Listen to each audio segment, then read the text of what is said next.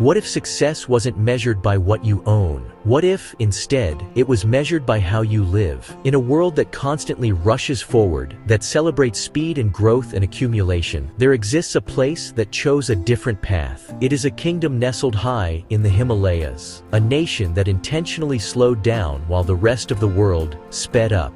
This is a story about that choice. It is a journey into a land where the rhythm of life is dictated not by the ticking of a clock, but by the rising of the sun, the turning of the seasons, and the quiet dedication to a deeper sense of purpose.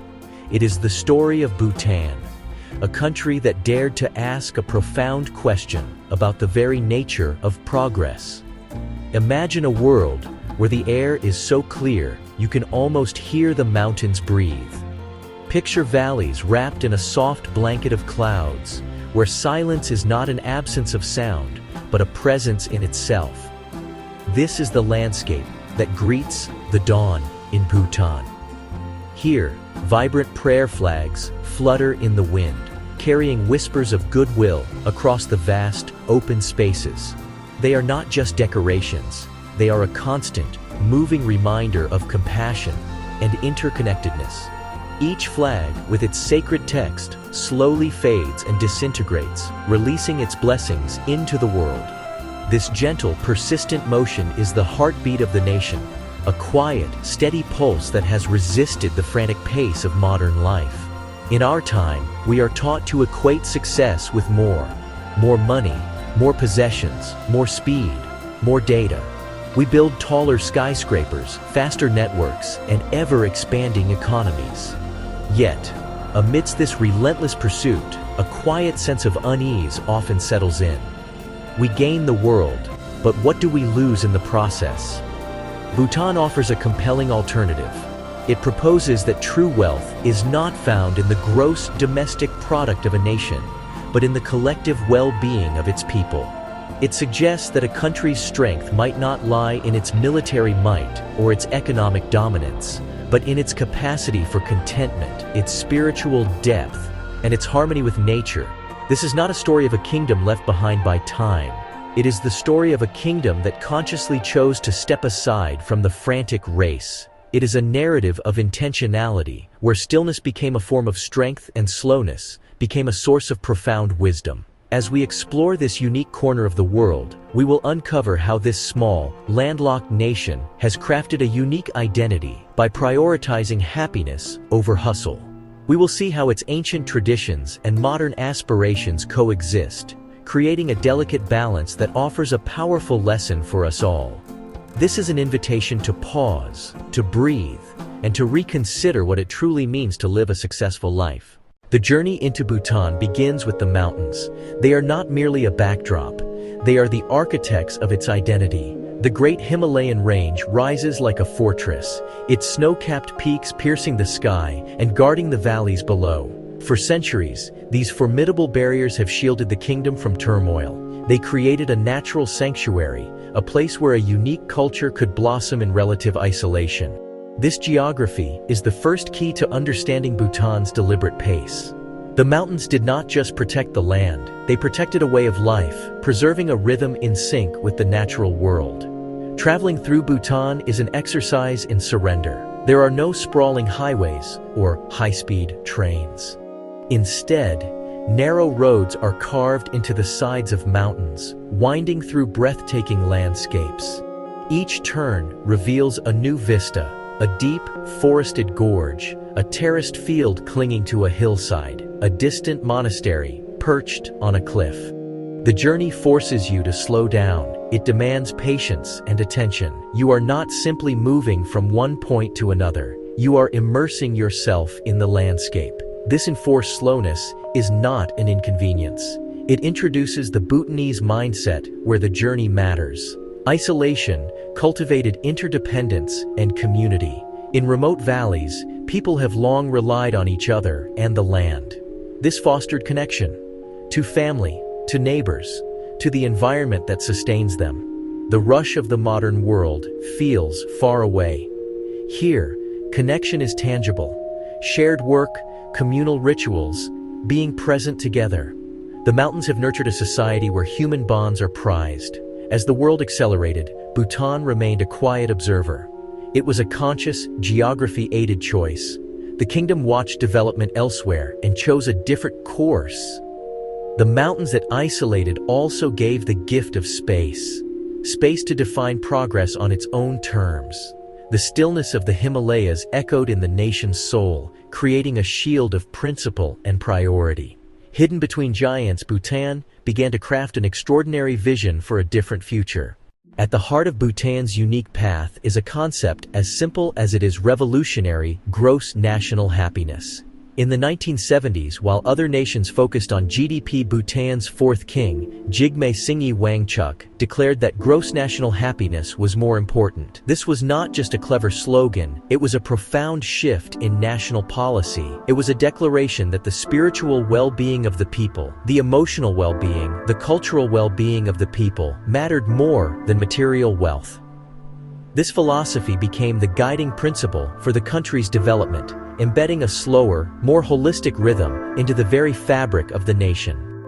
This commitment to happiness is not an abstract ideal.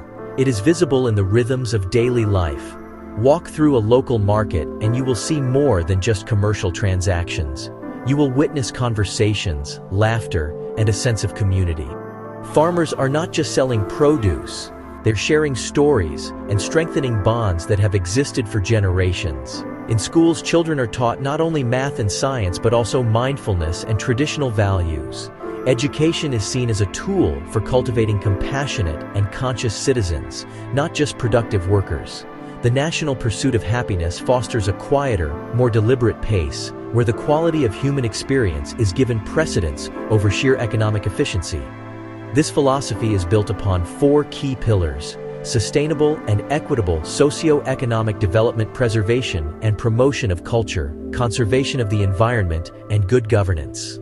These pillars ensure that development is balanced and thoughtful. Progress is not pursued at any cost. Before a new policy is implemented or a new project is approved, its impact on the happiness of the people and the health of the environment is carefully considered. This framework acts as a brake on reckless development, forcing the nation to pause and reflect. It ensures that Bhutan's journey into the future is a mindful walk, not a frantic race, preserving the soul of the country along the way. As a result, a different kind of wealth is cultivated. It is the wealth of clean air and pristine forests. It is the wealth of strong communities and vibrant cultural traditions. It is the wealth of time. Time to spend with family, time for spiritual practice, and time to simply be. In a world increasingly defined by stress and anxiety, the smiling faces seen throughout Bhutan are not a sign of ignorance or naivety. They are the result of a conscious national choice.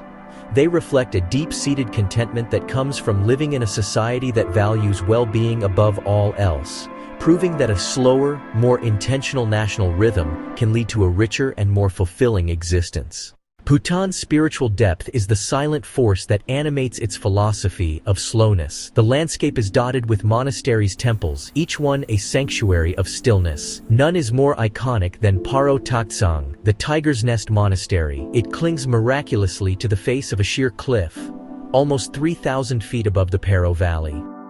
The pilgrimage to this sacred site is a physical and spiritual ascent. The path is steep, the air is thin, the journey requires effort and focus. As you climb higher, the noise of the world below fades away, replaced by the sound of your own breath, the whisper of the wind through the pines.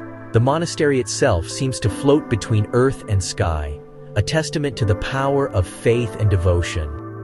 Inside these sacred spaces, stillness is not passive, it is an active discipline. Monks in deep crimson robes move with a quiet grace, their movements measured and deliberate. Their days are structured around prayer, meditation, study. Here, silence is not an empty void, but a medium for introspection and wisdom. The gentle chanting that echoes through the halls, the faint scent of butter lamps and burning incense, the focused calm of the monks, cultivate an atmosphere of profound peace. This monastic discipline extends beyond the monastery walls, influencing the wider culture. It teaches that in stillness, one can find clarity, and in silence, one can hear a deeper truth often drowned out by the noise of modern life. This spiritual practice of finding wisdom in quietude is woven into the very fabric of Bhutanese society. It is reflected in the way people interact with each other and with their environment.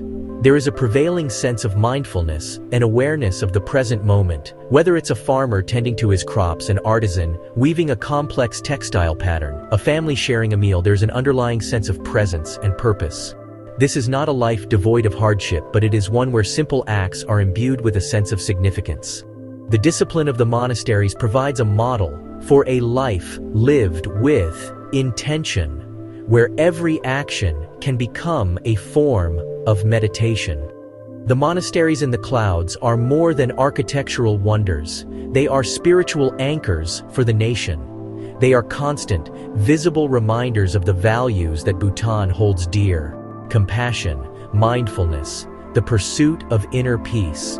They symbolize the kingdom's choice to look inward for strength, to find wealth in spiritual richness rather than material accumulation. The ever-present incense smoke that rises from these holy sites seems to carry a message to the heavens, a prayer for the preservation of this quiet way of life.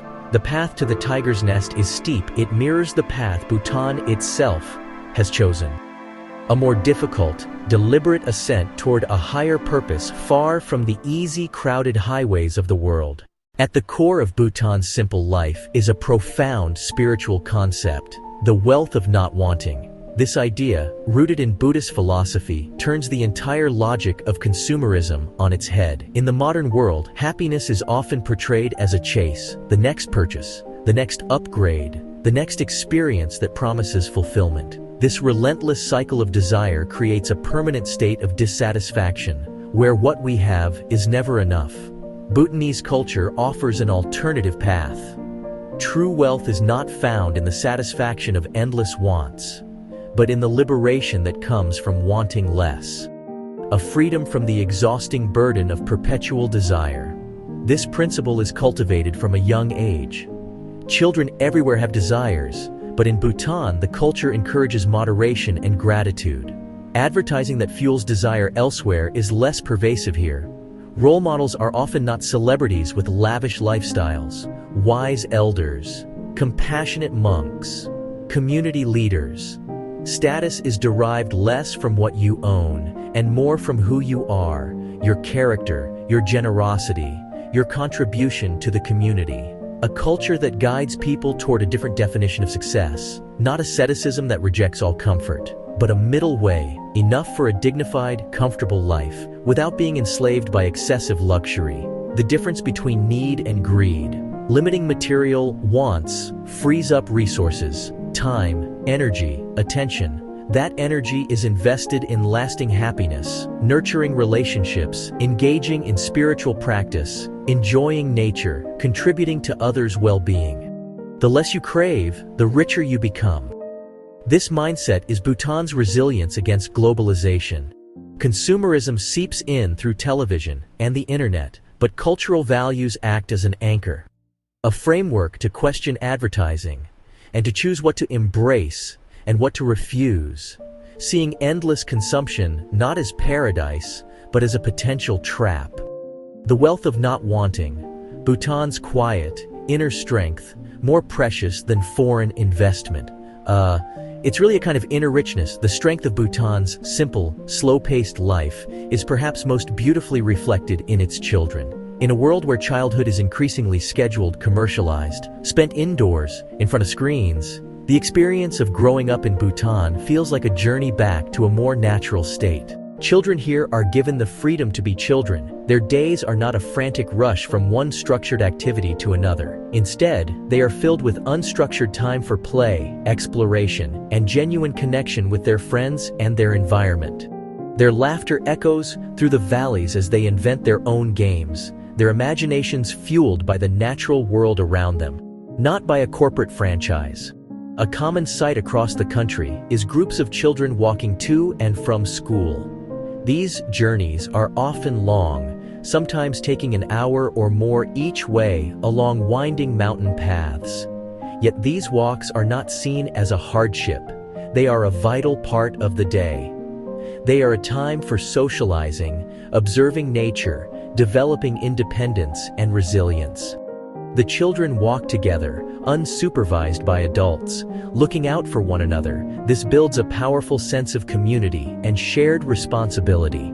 This daily journey ingrains in them physical fortitude, mental fortitude, and a deep, intimate knowledge of the landscape that becomes their playground and their classroom. The relationship between children and their elders is also a source of great strength. Multi-generational households are common, and grandparents play a central role in raising children. They are the keepers of stories, teachers of tradition, and the living embodiment of the nation's values. This intergenerational connection gives children a strong sense of identity and belonging. They grow up with a deep respect for their elders and an understanding of their place within a long lineage. This bond is a powerful antidote to rootlessness and alienation in fast-paced societies. This environment of calm, connection, and freedom cultivates a noticeable quality in Bhutanese children. There is a quiet confidence, a self-possessed curiosity, and a genuine warmth in their interactions. They are not passive or timid. They are engaged, bright, and full of life, but without the frantic, anxious energy of modern childhood. They are the living legacy of Bhutan's choices. They are children of the calm, growing up in a society that has intentionally protected their right to a slow childhood, a simple childhood, a connected childhood, planting the seeds of happiness and resilience for the next generation. They truly are the living legacy. In an age when the world is grappling with the catastrophic consequences of climate change, Bhutan stands as a beacon of environmental hope. It has achieved something that sounds almost mythical in the 21st century. It is not just carbon neutral, it is carbon negative. This means the kingdom's immense forests absorb far more carbon dioxide than its economy produces. While other nations debate emission targets and struggle to transition away from fossil fuels, this small Himalayan country is already a net carbon sink, effectively breathing in the pollution of a world that has lost its balance. This extraordinary achievement is not an accident of geography. It is the deliberate result of a long-term vision that places nature at the very heart of the national identity. The secret to this environmental miracle lies in the country's vast, protected forests. Over 70% of Bhutan is covered in trees, a lush green blanket that stretches from subtropical lowlands to alpine heights. This is no happy coincidence.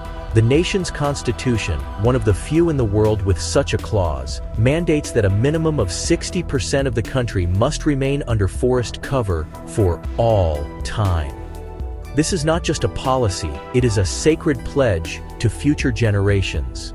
This legal framework protects the forests from the pressures of logging, industrial agriculture, and urban sprawl, ensuring that they continue to function as the lungs of the region, and indeed, the world. This commitment to forest conservation has made Bhutan a global biodiversity hotspot. Its pristine ecosystems are a sanctuary for a stunning array of wildlife, much of which has vanished from other parts of Asia. The forests are home to elusive creatures like the snow leopard, the Bengal tiger, the red panda, and the golden langur. The country's network of national parks and biological corridors, which connect protected areas and allow wildlife to roam freely, covers more than half of its territory. This demonstrates a profound understanding that a healthy environment is not just about trees and carbon. It is about protecting the entire web of life, recognizing that every species plays a vital role in the planet's intricate ecological tapestry. The carbon negative status is the ultimate expression of Bhutan's philosophy of slowness and stewardship. It is the tangible outcome of a development path that chose not to follow the resource-intensive, high-emission model of the industrial world.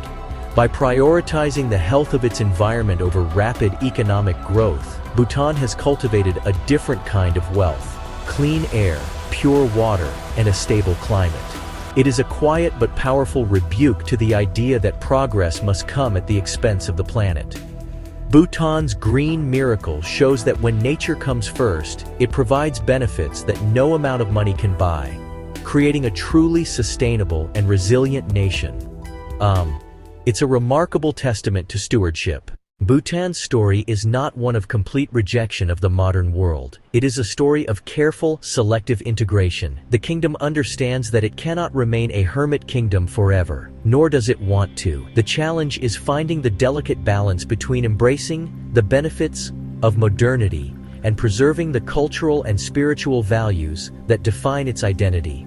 This is a constant negotiation, a mindful dance between the old and the new. The country does not passively accept every new technology or trend. It actively chooses what to adopt, what to adapt, and what to refuse, always weighing progress against its potential impact on gross national happiness. This careful embrace is visible everywhere. In a quiet temple courtyard, an elderly monk might be seen scrolling through his smartphone. A young monk in traditional robes sits beside an ancient prayer wheel, looking at a smartphone. On the roof of a traditional farmhouse, solar panels glisten in the sun. These juxtapositions are not contradictions, they are symbols of a conscious synthesis. Bhutan is not afraid of technology, but it makes technology serve its values. The goal is to use modern tools to enhance life, not to fundamentally alter its peaceful, deliberate rhythm. The introduction of television and the internet in 1999 was a momentous step. The government knew these technologies would open a fire hose of outside influence upon a society that had long been sheltered. While the change brought undeniable benefits in terms of education, communication, and access to information, it also brought challenges. The rise of consumerism, the influence of foreign media on the youth, and the risk of digital distraction eroding the culture of mindfulness. Bhutan is still navigating these effects, constantly debating how to harness the good while mitigating the harm. A reflection of its ongoing effort to manage modernity on its own terms. This approach of keeping modernity at an arm's length allows Bhutan to learn from the mistakes of others. It has observed how rapid, unregulated modernization in other countries has led to social fragmentation, environmental ruin, and a loss of cultural identity. By moving slowly, Bhutan gives itself time to assess the long-term consequences of change. It is a form of national patience, a willingness to wait and see rather than rushing to be the first to adopt every new innovation. This deliberate pace is a strength, not a weakness. It is the wisdom of a country that values its soul more than its speed, choosing to walk its own path into the future at a pace it can control. Beneath the serene surface of the land of the Thunder Dragon, the shadows of its isolation stretch long and deep. The same rugged terrain was a fortress against invasion. It also presents immense challenges for its own people. For those in the most remote mountain villages, life can be incredibly harsh. Access to healthcare is often severely limited. Access to higher education is often severely limited. Access to economic opportunities is often severely limited. A medical emergency can require a multi-day journey on foot over treacherous paths. While the government strives to provide services to all, the sheer geography makes this a monumental task. The human cost of this isolation is a daily reality for some. This physical isolation can lead to a sense of being left behind. Young people in Thimphu connect with the world through the internet. Their counterparts in remote villages can feel a growing gap between their lives and the possibilities of the modern world. This fuels rural to urban migration. Young people leave ancestral homes in search of education. Young people leave in search of jobs. Young people leave in search of a different kind of life. This trend threatens the vitality of rural communities. It also threatens the preservation of traditional farming practices.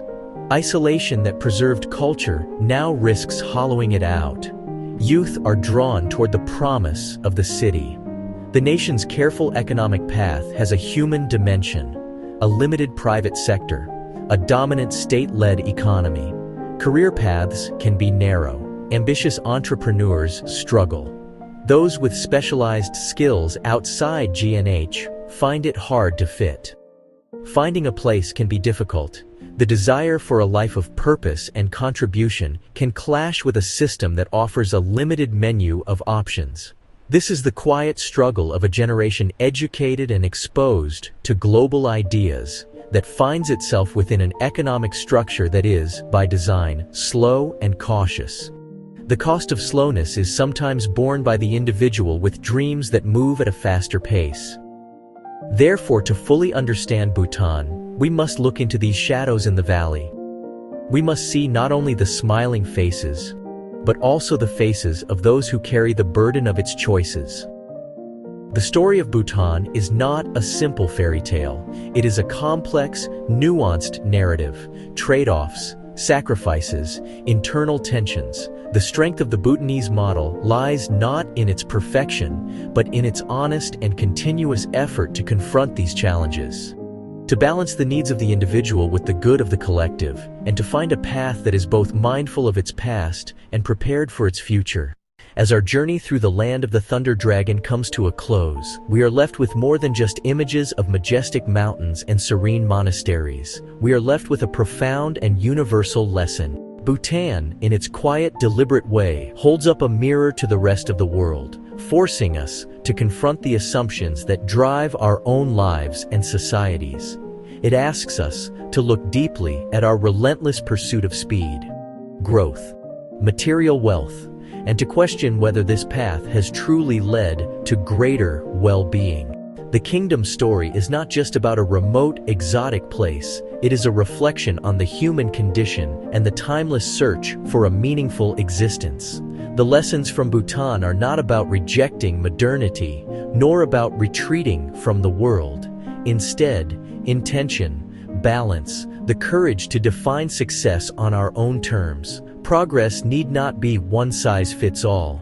Bhutan shows it's possible to be of the 21st century without surrendering to its most frantic, destructive energies. Bhutan's experience encourages a thoughtful approach to development that considers the health of our environment, the strength of our communities, the peace of our own minds. The most important metrics of success may not be the ones we currently count. In an era of widespread anxiety, social fragmentation, ecological crisis, Bhutan's journey offers a potent source of hope. A different way is possible, and being practiced successfully. The kingdom's commitment to gross national happiness proves governance can be compassionate and holistic. It is long-term thinking, the well-being of future generations, the health of the planet, the foundation for lasting prosperity. Ultimately, Bhutan's greatest lesson is self-reflection. It asks us to pause and ask, what is the purpose of all our striving? What is the true meaning of a wealthy life? Are we building a world that nurtures our souls, or one that merely feeds appetites? Bhutan gives us courage to ask these questions. It offers a living example of a society that chose a different path, slowness and stillness. It invites us to reconsider the direction of our own journey. As we look at the prayer flags fading into the twilight sky, it becomes clear that Bhutan did not fall behind the world. It simply chose a different direction. This is perhaps the most crucial distinction to make. The kingdom is not a relic of the past, frozen in time. It is a contemporary nation grappling with modern challenges, but it is doing so with a different compass, one that is oriented toward well-being rather than perpetual growth. It has chosen a path that leads up into the mountains of mindfulness and community, rather than down the superhighway of consumerism and speed. This choice of direction is a conscious and ongoing act of national will. It is reaffirmed every time the government weighs a new policy against the gross national happiness index, every time a community chooses to protect a sacred forest, and every time an individual decides that time with family is more valuable than overtime pay. This is not a journey backward, but a journey inward. It is a deeper exploration of the possibilities of human existence, a search for a more sustainable and fulfilling way to live on this planet. Bhutan is not behind the times. In many ways, it is ahead of its time, already living the values that the rest of the world is only now beginning to recognize as essential for survival and flourishing. The kingdom's journey proves that there are multiple paths to modernity. The dominant global narrative suggests that development must follow a single, linear track, of industrialization, urbanization, and mass consumption. Bhutan's story dismantles this myth. It shows that it is possible to selectively embrace technology, to foster a vibrant democracy, and to engage with the global community without sacrificing one's soul. It is a powerful example of sovereign development, a nation that has had the courage to chart its own course based on its own unique values and wisdom. In the end, Bhutan's different direction offers a sense of liberation. It frees us from the tyranny of the idea that there is only one way to live, only one way to progress, and only one way to be successful.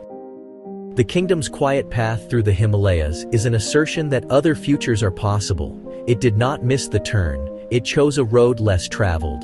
And in doing so, it has offered the world a glimpse of a destination that many are desperately seeking.